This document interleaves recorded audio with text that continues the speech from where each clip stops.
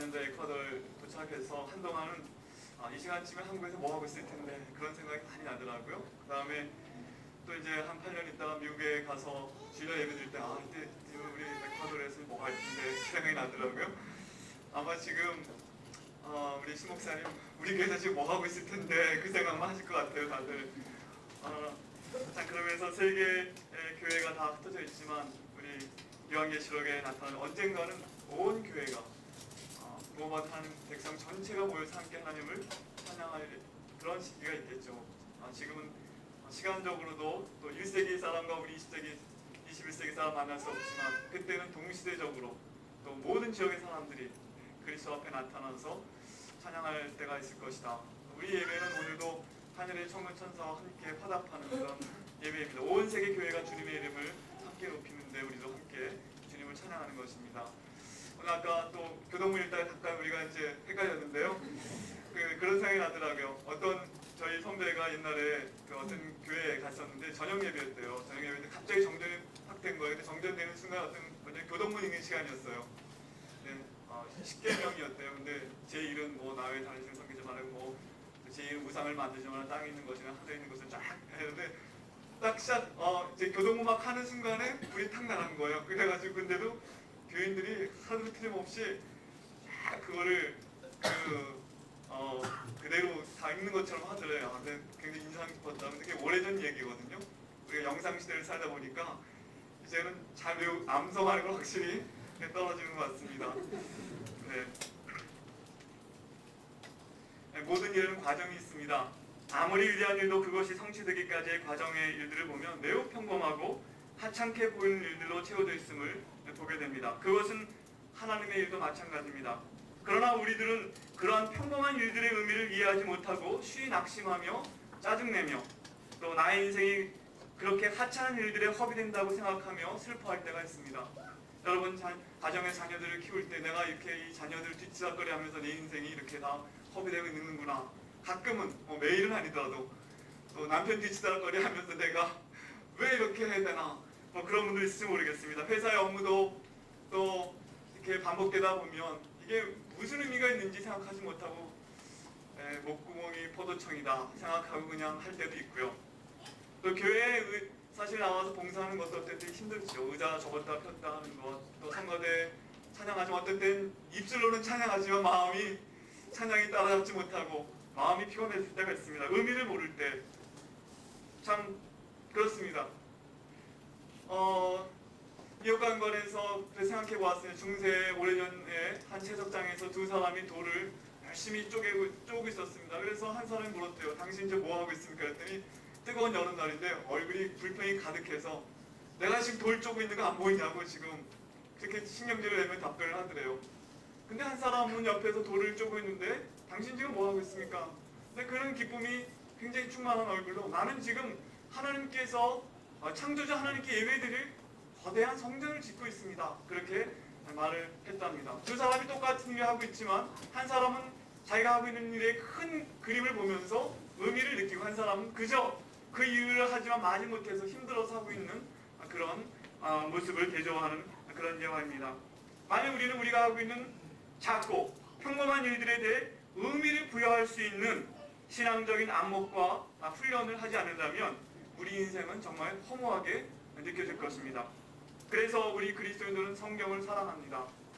왜냐하면 성경을 읽으면 우리는 하나님께서 보여주신 큰 그림을 볼 수 있게 되고 그리고 그 속에 한 위치를 차지하고 있는 내 인생의 의미를 깨닫게 되기 때문입니다.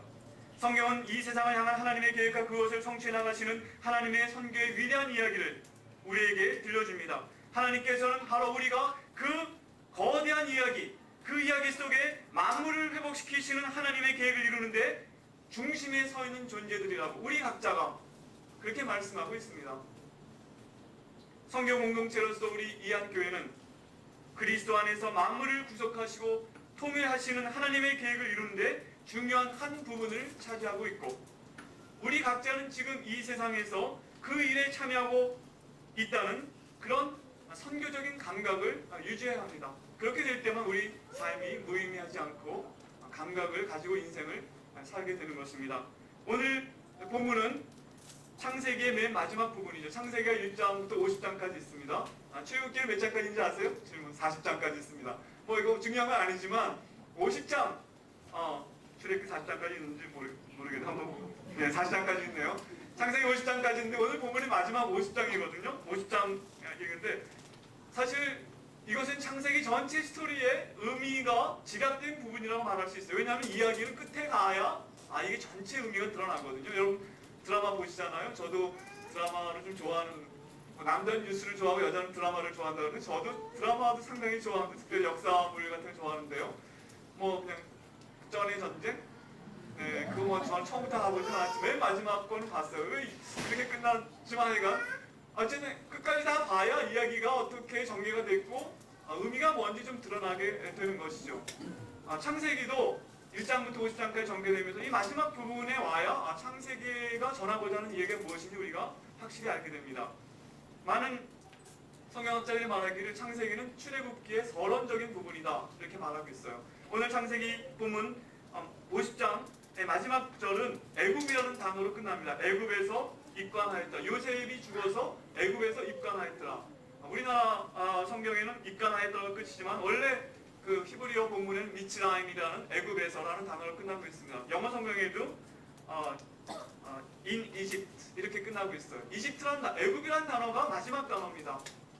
사실 그 다음에 출애굽기로 넘어가면 어떻게 이스라엘 백성이 애굽에서 탈출했는가 얘기가 있잖아요. 그래서 이 출애굽기의 서론적 역할을 하는 것이 창세기다 이렇게 설명을 하기도 합니다. 왜냐하면 이 창세기 이야기를 제일 처음 들었던 이 청중은 바로 이제 막 애국에서 탈출해서 아마 시내산에 머물러 있는 이스라엘 백성이 이 창세기 스토리를 처음부터 끝까지 다 들었던 첫 번 청중이었을 것입니다. 그들은 야곱의 후손들로서 자신들의 조상들이 애굽에 정착한 지 430년 만에 그곳에서 나온 사람들입니다.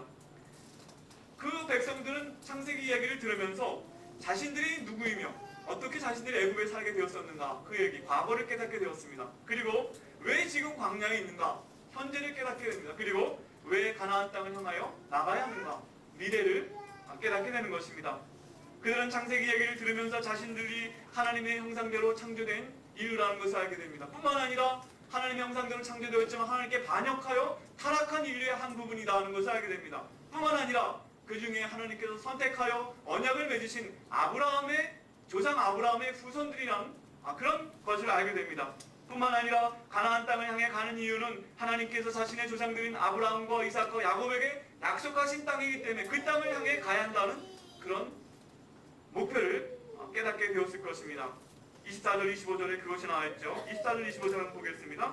요셉이 그 형제들에게 이르되 나는 죽으나 하나님이 너희를 권고하시고 너희를 이 땅에서 인도하여 내사 아브라함과 이삭과 야곱에게 맹세하신 땅에 이르게 하시리라 하고, 그렇습니다. 이처럼 창세기는 이스라엘 민족들에게 자신들의 과거를 깨닫게 해주고 앞으로 나아갈 방향을 제시해 주므로 그들이 현재 상황에서 살아가야 하는 의미를, 방향성을 갖게 해준다는 것입니다. 그렇다면 창세기 마지막 부분에 이 오래된 이야기가 오늘 21세기를 살아가고 있는 우리에게는 무슨 의미가 있는가? 이것이 중요한 것입니다. 하나님께서는 이 말씀을 통해서 오늘 우리에게, 이 시간 여기 있는 우리에게 질문하십니다. 너의 삶은 올바른 방향, 감각을 가지고 살고 있는가? 다시 말하면 우리 각자에게 너의 삶은 방향성이 있는가? 이렇게 질문하는 것입니다. 너의 삶의 이야기는 의미가 있는가? 이렇게 질문하기도 하는 것입니다. 방향성이 없이 살아가는 하루하루 인생은, 또 그런 공동체는 의미를 갖기가 어렵습니다. 아무리 열심히 산다고 해도 그것이 중요한 것이 아니라 아무리 열심히 살아도 방향성 없이 사는 삶은 무의미하기 때문입니다. 제가 오래전에 들은 얘기긴 하지만 저희 선배가 자기 친구 얘기하면서 회사 생활을 하는데 늘 회사에 아침 일찍 갔다가 집에 오면 저녁 먹고 또 텔레비를 들고 뉴스를 보고 그리고 자고 또 아침에 나갑니다. 이런 생활을 막 반복하는데 어느 날은 밥 먹고 자기도 모르게 무의식적으로 이제 텔레비를 탁 틀었는데 눈물이 확 쏟아지더래요. 왜 그랬겠습니까? 도대체 내가 왜 이렇게 살지 하는 생각이 탁 들었던 그 순간에 매일같이 다람쥐 쳇바퀴처럼 도는 그 삶의 의미가, 자기의 삶이 뭔가 하는 생각이 들면서 매일같이 무의식적으로 텔레비 보고 자고 아침에 일어났다가 또 돌아와서 텔레비 틀고 하는 그런 일상적인 삶에 대해서 갑자기 인생의 그 허무감이 팍 느껴졌던 것이죠. 글쎄 그런 허무감 한 번도 안 느끼신 분들이 있을지 모르겠어요. 아직 청년들 아직도 인생이 재미있고 뭔가 앞으로 뭐가 많이 있고, 근데 저도 한 40으로 45살 정도 됐을 때 참 중년이구나 하는 걸 느꼈어요. 제가 중년 원년을 선포했더니 제가 58년생인데 몇 년 전이죠. 제가 그때 제 아내가 그럼 작년까지는 청년이었냐 그러는데 제가 중년을 왜 느끼냐, 중년하고 청년의 차이는 뭐냐 제가 느꼈습니다. 중년이 돼야 인생이 이게 짧구나 이게 느껴지고 시간이 빨리 흐르는구나 끝이 있구나 이것이 보이는 것 같아요. 그러니까 몸으로 느껴져. 이거는 그냥 생각으로 아니라 청년들도 다 알죠. 인생이 짧다고 얘기하죠. 그러나 그건 머릿속에 있는 거지 몸으로는 그렇게 안 느껴지거든요. 근데 45살 되고 나니까 이게 막 좀 피곤이 느껴지고, 그 다음에 이 6기통으로 돌아가던 엔진이 하나 딱 꺼져서 5기통으로 돌아가서 이렇게 에너지가 이제 밥 한 끼 안 먹으면 막 눈이 휘둥그러지고, 옛날에 뭐 한두 끼 뭐 아무것도 아니었는데 그런 것이 몸으로 느껴지면 야 인생이 정말 얼마 안 남았구나, 짧구나. 죄송합니다. 연세 드신 어르신들 앞에서 이런 말씀. 여기 청년들은 있기 때문에 암만 얘기해도 청년들 인생이 짧다 그래도 안 느껴지는 거예요, 몸으로는. 중년이 그것이 느껴지면서 이 몸으로는 영생할 수 없구나 하는 게 느껴지고, 내 인생도 이제 끝이 이렇게 보이는구나 하는 걸 느껴지게 되는 거죠. 오늘 요셉의 이야기는 바로 이 중년의 요셉 얘기를 다루기 때문에, 옛날에는 요셉의 이 스토리를 읽을 때 뭐 청년 요셉 보디발의 아내 유혹을 피하고 그 다음에 애굽의 총리가 돼 이런 스토리만 보였는데, 중년이 되니까 이 스토리가 더 이해가 되고 깨닫게 되고, 오늘 이야기는 요셉의 중년과 노년, 그 죽음에 대한 얘기 아닙니까?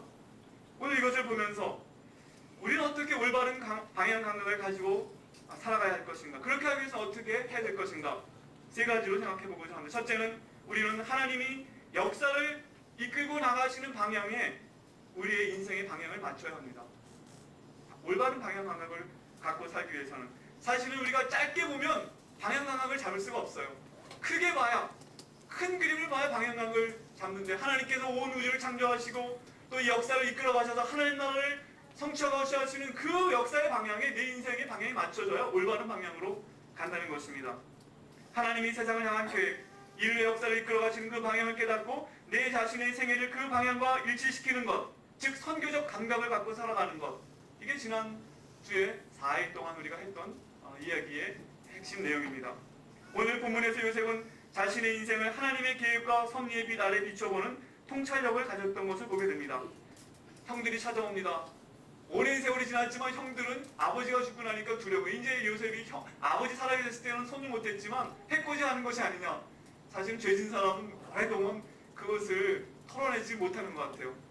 오랜 세월이 흘렀음에도 불구하고. 그러나 요셉은 그때 하나님이 하신 일입니다. 내가 어찌 하나님을 대신하겠습니까? 하나님이 만민을 구원하시려고 나의 생애를 이렇게 이끌어 오신 것입니다. 하나님의 관점에서 자신의 생애를 보는 통찰력을 가졌던 걸 볼 수가 있습니다. 이때 요셉의 나이가 56세입니다. 어떻게 56세가 아냐고요? 성경을 이렇게 쭉 보면 알 수 있어요. 상실의 17살의 애굽에 팔려와서 상실의 애굽의 총리가 됩니다. 그리고 7년 풍년이 지나고 형들이 흉년이 시작했을 때 찾아오고 그 다음에 아버지를 모시고 옵니다. 그러니까 39살 때 아버지 야곱을 보게 됩니다. 17살 때 헤어져서 22년 만에. 그리고 야곱이 17년을 애굽에 살고 죽습니다. 그러니까 39에다가 17을 더하면 56세가 되는 거죠. 지금 56세쯤 되신 분들은 내 인생의 의미를 아셔야 됩니다. 하나님께서 내 인생을 이렇게 이끌고 보는구나. 아직도 내 인생의 뭐가 방향이 모르고 굉장히 인생을 허무하게 느껴지는 거죠. 이렇게 내 인생이 끝나는가. 사실 저는 청년 시절에 주님을 알고 또 섬겼던 것에 대해서 참 감사하지만 이 중년이 되니까 더 감사한 것 같아요. 참 내가 주님을 모르고 살았으면 이때쯤 그야말로 됐다 허무할 것 같다. 뭐 그런 생각도 들고요. 나의 노년은 어떻게 될 것인가, 나의 죽음은 어떻게 될, 그 다음은 어떻게 될 것인가. 여기에 대해서 하나님께서 소망을 주시고 또 방향 감각을 주신 것에 대해서 너무나 감사하게 되는 것입니다. 사실은 성경은 요셉이 애굽의 총리라는 높은 위치에 올라왔기 때문에 그야말로 성공한 사람이라고 말하는 것이 아니라 하나님의 역사 진행 방향에 그의 삶이 일치된 삶을 살았다 하는 것 때문에, 그렇게 사용받았다는 것 때문에 의미 있는 삶이라고, 성공한 삶이라고 말하고 있는 것입니다. 여러분, 아무리 성공해도 그 성공이 아무것도 아니라는 것을 깨닫게 되는 게 중년과 노년이라고 말을 하더라고요. 청년은 성공을 향해 가지만 중년 이후로는 의미를 찾는다고 그렇게 말합니다. 여러분 이완용이라는 사람에 대해서 알고 계시죠? 1858년에 태어나서 제가 1958년생인데 적어도 100년 전에 태어났더라고요. 그다음에 1926년까지 살았던 사람입니다. 근데 이완용이라는 사람 앞에 꼭 수식어가 없대요. 친일파 이완용. 아이들이 읽는 위인전에 임명사정록에 이완용을 찾아봤더니 이렇게 써있습니다. 조선 말기 민족 반역자, 외부 학부 대신 농공상부 대신 서리. 그러니까 외무부 장관, 농교부 장관, 농공상부 장관 했다는 거죠. 친러파였다가 친일파로 변절. 1905년 을사 늑약 지지, 1910년 한일합방 늑약 체결, 일본으로부터 백작 칭호, 조선 총독부 중추원 고문, 1920년 후작을 받고 죽을 때까지 일본에 충성을 다했음. 1926년에 죽었으니 그때만 해도 일본이 기세가 등등하던 때입니다. 일본이 그 나라의 국력이 막 등등해서 곧 만주사변을 일으키고 태평전쟁을 일으킬 그러니까 일본이 절정기에 있을 때 영화를 그리다 죽은 사람의 이완용은 그리고 수많은 재산을 자손들에게 물려주고 백작과 후작의 칭호를 다 물려주고 죽은 어떻게 보면 성공적인 삶을 산 사람입니다. 일본이 아직까지도 우리나라를 통치하겠다면 이완용 동상을 세우고 아마 가장 성공한 사람의 모델로 아마 우리도 그렇게 배우고 있을지 모르겠어요. 그러나 대한민국이 독립이 되었고 해방된 다음에 우리는 이완용과 안중근, 이완용과 윤봉길, 안창호, 윤동주의 삶을 감히 비교하려고 하지 않습니다. 히브리서는 모세의 삶에 대하여 다음과 같이 평가합니다. 믿음으로 모세는 장성하여 바로의 공주의 아들이라 칭함을 거절하고 도리어 하나님의 백성과 함께 고난받기를 잠시 죄악의 낙을 누리는 것보다 더 좋아하여 그리스도를 위하여 받는 능력을 애굽의 모든 보화보다 더 큰 재물로 여겨서 이는 상 주심을 바라봅니다. 하나님께서는 목표와 계획을 가지고 일 역사를 섭리해 나가시는데 그것은 하나님의 나라의 완성과 회복이라고 성경은 말씀하십니다. 세상을 창조하시고 그것을 인류에게 선물로 주셨던 하나님은 인류 타락 이후 부패하고 망가진 세상을 다시 구원하여 회복하고 새롭게 하시는 목표를 가지고 지금도 오늘도 일하고 계십니다. 이것이 하나님의 선교의 의미입니다. 그리고 목표입니다. 이 일을 위해서 하나님께서는 아브라함을 택하시고 언약을 맺으시고 이스라엘 민족을 통해 그 언약을 이뤄나가시는데 그 중에 요셉은 자기 인생의 위치와 역할을 이해했던 걸 볼 수가 있습니다. 하나님의 그 언약을 이루는데 자기 인생이 쓰임받고 있다는 것을 깨닫고 있는 걸 볼 수가 있죠. 우리가 사명선언서 지난번에 다 썼는데 그것이 하나님께서 나를 왜 이 시대에 이 땅에 보내셨고 하나님 나를 왜 무엇을 원하시는가를 우리가 기록하고 그렇게 살자는 것, 방향 감각을 갖고 살자는 것이죠. 요셉과 당시 이스라엘 백성들은 약속의 땅 가나안으로 들어가는 것을 향하여 전진해야 한다는 방향 감각을 가지고 있었습니다. 이것은 바로 가나안 땅은 예수 그리스도 안에서 회복된 하나님 나라의 모형과 그림자였습니다. 우리는 지금 그리스도인으로서 추구할 바는 장차 나타날 하나님의 나라인 것입니다. 바울 사도는 디모데에게 산자와 죽은 자를 심판하실 하나님 앞에서 그리스도 예수 앞에서 그의 나타나실 것과 그의 나라를 두고 엄히 명한다고 말씀하면서 너는 때를 어떤지 못 어떤지 말씀을 전파하라 이렇게 명령하신 것입니다. 이제 질문합니다. 성경은 우리에게 나의 삶의 방향은 이 세상 역사 넘어 장차 완성되어 나타나기를 하나님의 나라를 위하여 일하고 있는가?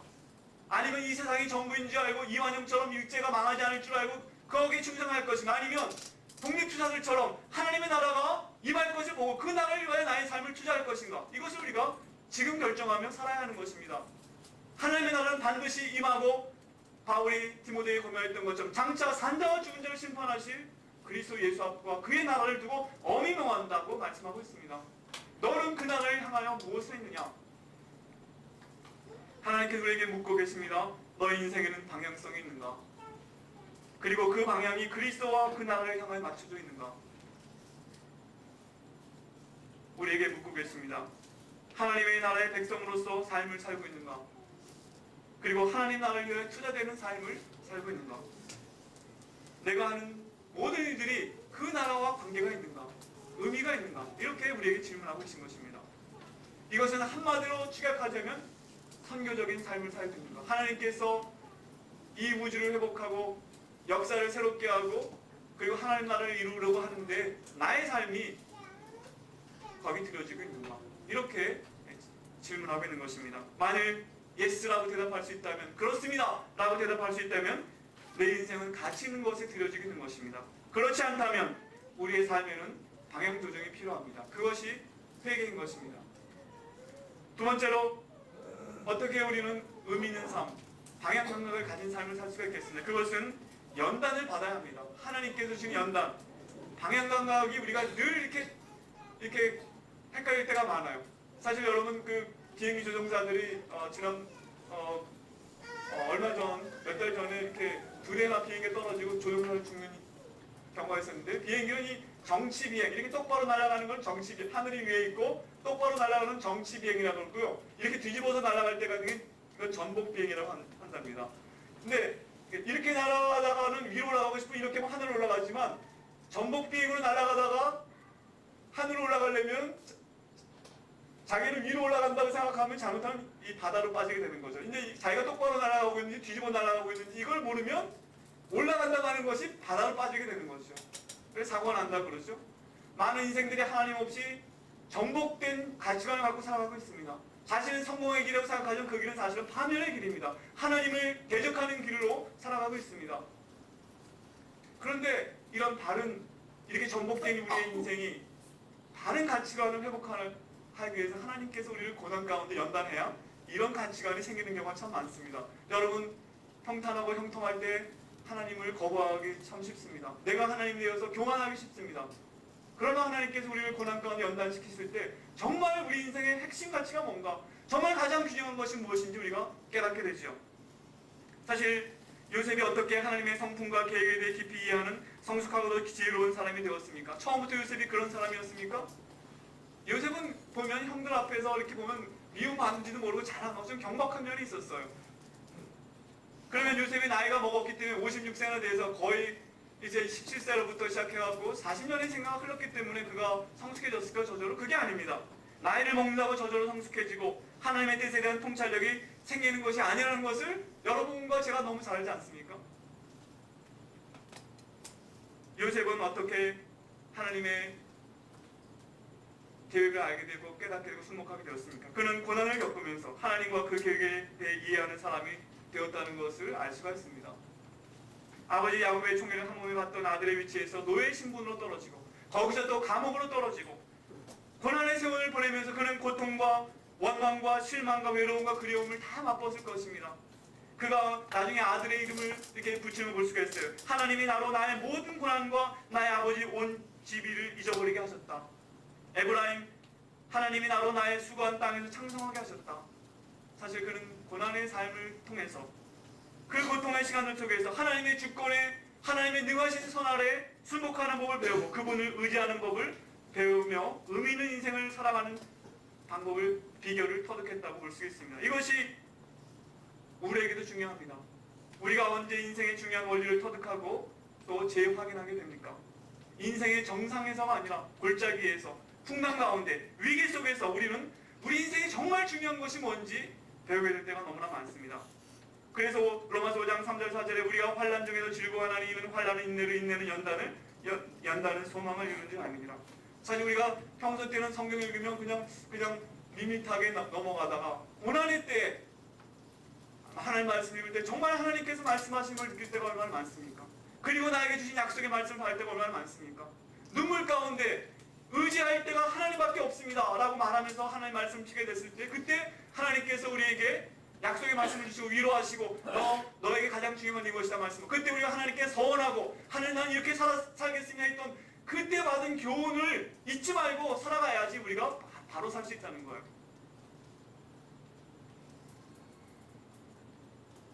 그렇습니다. 우리는 연단을 받아 우리가 정말 하나님의 뜻을 따르고 있는지 늘 점검하며 살아가는 것이 필요합니다.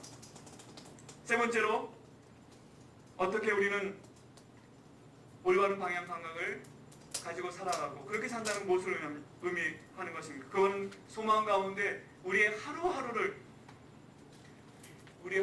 그 방향을 따라 전진하는 것이 필요합니다. 하찮게 보일지 몰라도 그런 일들이 마침내 의미가 있다는 것을, 거대한 위대한 일로 나타나게 될 것을 믿고 하루하루를 전진시켜 나가는 것입니다. 하나님이 세상을 구원하시고 하나님 나라를 이루는 계획을 가지고 계시고 역사와 우리의 삶의 주관자이시며 그것을 이끌어 가신다는 우리의 믿음은 소망을 만들어냅니다. 그런데 그 소망은 단지 꿈꾸는 것이 아닙니다.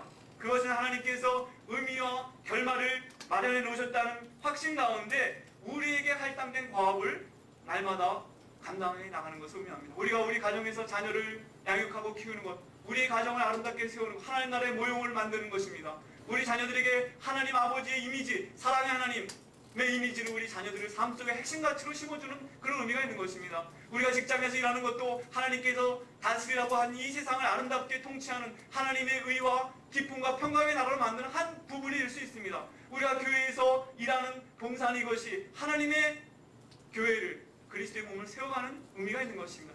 하루하루 우리에게 맡겨진 삶을 우리가 전진시켜 나갈 필요가 있습니다. 유진 피터슨 말하기를 그것은 하나님이 하시겠다고 말씀하신 일을 반드시 이행하실 것이라는 대한 든든하고도 기민한 기대감이다 말씀합니다. 하나님의 영원한 계획에 비달해 자신의 삶을 바라보는 사람은 비록 자신의 생애에서 모든 것이 다 이루어지지 않아도 실망하지 않습니다. 우리가 조금 아까 사도신경 고백했는데요.